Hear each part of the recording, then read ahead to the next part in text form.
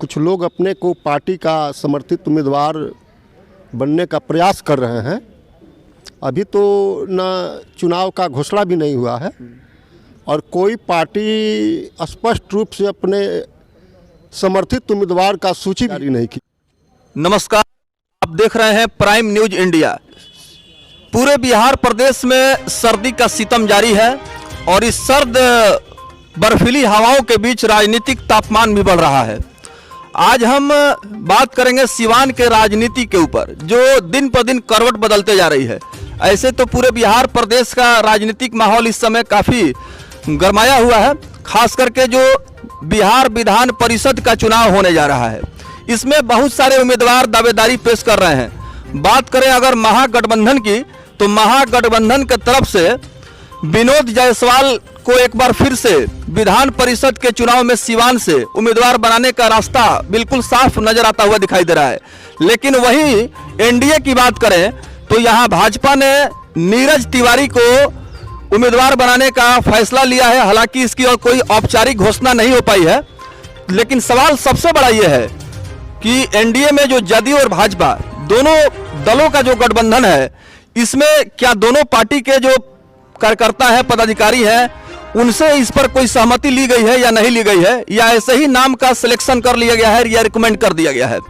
लेकिन इस विषय पर बात करने के लिए जिला सिवान के जदयू के पूर्व जिला अध्यक्ष इंद्रदेव सिंह पटेल हैं। आइए हम इनसे जानते हैं कि विधान परिषद चुनाव को लेकर के जिला सिवान से जो उम्मीदवारों का नाम का चर्चा चल रहा है, इस विषय पर वो क्या कुछ कह रहे हैं। सर, क्या कहना चाहेंगे? बहुत इस तरह की अटकलें लगाई जा रही हैं। ये तो चुनाव का समय आ रहा है और कुछ लोग अपने को पार्टी का समर्थित उम्मीदवार बनने का प्रयास कर रहे हैं। अभी तो न चुनाव का घोषणा भी नहीं हुआ है और कोई पार्टी स्पष्ट रूप से अपने समर्थित उम्मीदवार का सूची भी जारी नहीं किया है। तो देखिए कौन कौन उम्मीदवार आते हैं और किनकी क्या बात होती है उस पर फिर। लेकिन भाजपा ने तो अभी तक जो अपना जो है पत्ता जो खोला है, उसमें नीरज तिवारी का नाम सामने आया है। मीडिया के माध्यम से भी ये खबरें चारों तरफ फैल चुकी हैं, सभी लोग जान चुके हैं। तो क्या जदयू के जो आप जैसे जो लीडर्स हैं या इसके जो कार्यकर्ता हैं या पार्टी पदाधिकारी के जो लोग हैं, उनसे इस पर सहमति लिया गया है कि नहीं? देखिए, भारतीय जनता पार्टी का वह अपना फैसला है। वह जिला से वे लोग अपना फैसला किए हैं। नीरज तिवारी जी को नाम पर वे लोग सहमति बनाए हुए हैं। हमारे पार्टी के तरफ से उस पर कोई बात नहीं हुआ है। अभी हमारे पार्टी का एक आध दिन में बात होगा, बैठक होगा, पार्टी का स्कूटिंग मीटिंग होगा। उसमें हम लोग तय करेंगे ये हमारे पार्टी से सिवान जिला से किस नाम पर सहमति बनता है और उस नाम को हम लोग अपने पार्टी के आला कमान के यहाँ भेजेंगे। तो इसका मतलब कहीं ना कहीं आप लोगों के बीच जो है सामंजस्य स्थापित नहीं हो पा रहा है, संतुलन नहीं बन पा रहा है और दोनों दलों का जो सुर है वो मिल नहीं पा रहा है। नहीं, देखिए, ये तो गठबंधन की बात है ना। वे अपना भेजे हैं नाम, हम अपना भेजेंगे। अब वहाँ पटना में नेता लोग बैठेंगे, दोनों पार्टी का मिलकर गठबंधन की जब बात मिलाकर होगा ना, कहाँ कौन जिला में कौन उम्मीदवार किस पार्टी के होंगे, सिवान में पालगंज में किस पार्टी के होंगे, इस आधार पर वहाँ क्षेत्र के अनुसार चयन किया जाएगा और उसमें पार्टी का उम्मीदवार को बात रखा जाएगा। तो सिवान में बीजेपी लड़ेगी कि जेडीयू लड़ेगा, ये तो पटना में तय होगा ना। सिवान के लोग यही तय कर सकते हैं कि हमारे पार्टी का उम्मीदवार ये होंगे।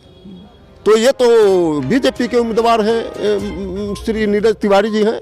हमारे पार्टी का 1-2 रोज के अंदर में स्कूटी बैठक करके और हमारे पार्टी से भी नाम का जो बात है वह आम सहमति बनाकर हम लोग अपने पार्टी के प्रदेश अध्यक्ष और पार्टी के सर्वमान्य नेता के यहाँ भेज देंगे हम लोग। जदयू के पूर्व जिला अध्यक्ष इंद्रदेव सिंह पटेल ने एमएलसी चुनाव को लेकर के अपना व्यक्तिगत जो बयान दिया है, वो कहीं ना कहीं राजनीतिक गलियारों में यह अभियान काफ़ी जो है गर्माहट पैदा कर देगा।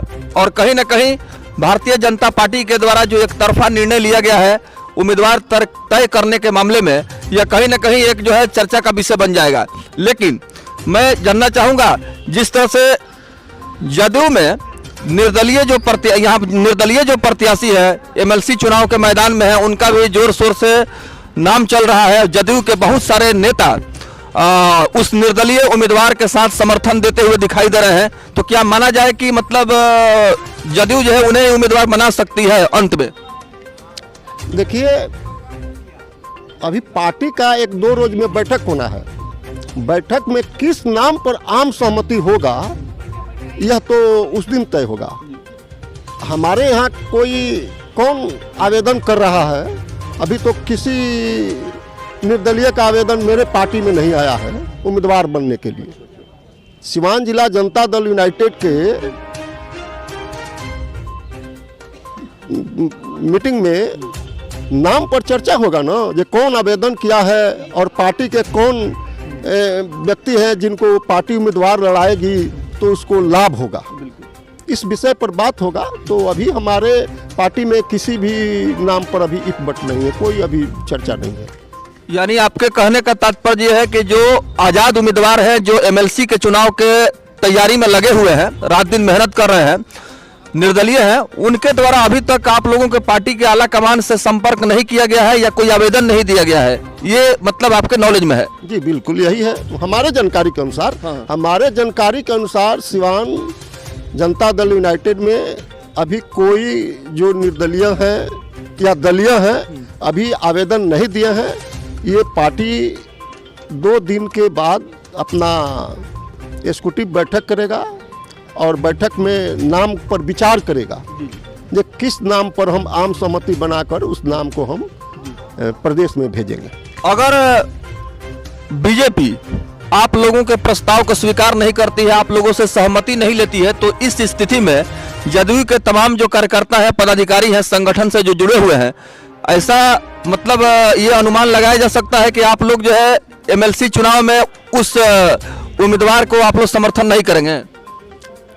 हमारे बात को बीजेपी नहीं मानेगी, ये कैसे हम मान लीजिए हमारे बात को बीजेपी नहीं मानने वाली है। अभी तो गठबंधन है, गठबंधन के तहत बिहार में चुनाव हो रहे हैं। निश्चित रूप से बीजेपी के लोगों को हमारे भी उम्मीदवार का जो नाम जाएगा उस पर विचार करना पड़ेगा ना। 24 सीट है ना, 24 सीट में 12 गो पर वह लड़ेंगे, 12 गो पर हम लड़ेंगे, इसमें क्या मतभेद है? अगर 25 गो रहता तब न विवाद होता, जो हम 13 पर लड़ेंगे आप 12 पर। जब 24 है तब 12 और 12 का हिसाब स्पष्ट है, इसमें कोई भी बात नहीं होगा। तो देखिए, ये थे जदयू के पूर्व जिला अध्यक्ष इंद्रदेव सिंह पटेल, जो हमारे सवालों का जवाब दे रहे थे। और खास करके जो सिवान में एमएलसी इलेक्शन को लेकर के राजनीतिक जो माहौल गरमाया हुआ है, उस विषय पर इनसे बहुत सारे तीखे सवाल हम लोगों ने पूछे और इन्होंने बड़ी बेबाकी के साथ अपने बातों को रखा। इन्होंने साफ प्रत्यक्ष रूप से कहा कि अगर भारतीय जनता पार्टी अगर जदयू के बातों को अगर नहीं मानती है या हमारे द्वारा गए बातों पर किसी तरह का सहमति नहीं बना पाती है या नज़रअंदाज कर देती है, तो निश्चित रूप से हम लोग जो है इसमें हो सकता है कि ऐसा फैसला लें जो कि यह फैसला जो है चौंकाने वाला हो सकता है। लेकिन इन्होंने भी कहा कि अभी जो मतलब फिगर है वो क्लियर होना बाकी है।